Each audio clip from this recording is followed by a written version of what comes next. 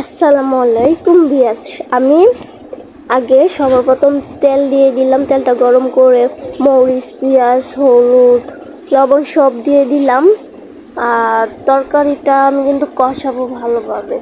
দেখতেই পাচ্ছেন আমি পরিমাণ মতন মরিচ দিলাম, হলুদ দিলাম। এখন লাড়িয়ে চাড়িয়ে নেব।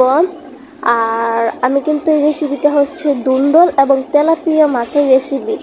এখন আমি মরিচগুলো ভালো করে যেটা কষাইতেছি সেটা ভালো করে গরম করে নিলাম। এখন আমি দুন্দলগুলো সব দিয়ে দিলাম। এটা একটু স্কিপ হয়েছে, তো আবার দিয়ে দিলাম দুন্দলগুলো। এখন পরিমাণ মতো দুন্দল দিলাম। আর তারপর দুন্দলগুলো আমি ভালোভাবে তরকারির সাথে মিক্স করব, তা আপনারা দেখতেই পারবেন।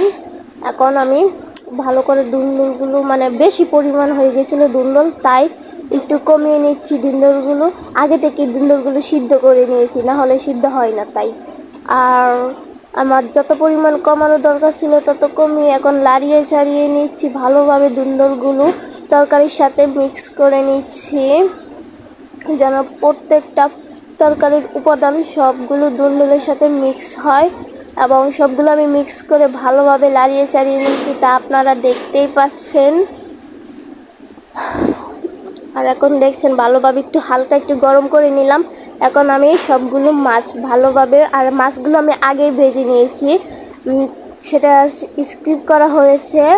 আর এখন দেখতে পাচ্ছেন আপনারা আমি মাছগুলো দিয়ে দিলাম একটা একটা করে, আর একটু পরিমাণ মতো পানি দিয়ে দিলাম।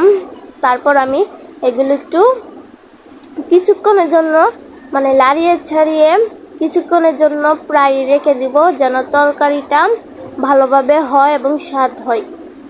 এখন আমি ভালোভাবে একটু লাড়িয়ে চাড়িয়ে নিচ্ছি, তা আপনারা দেখতেই পাচ্ছেন।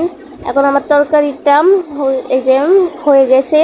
আমি ভিডিওটি স্কিপ করেছি তাই দেখাতে পারি না এই তরকারিটা, তাই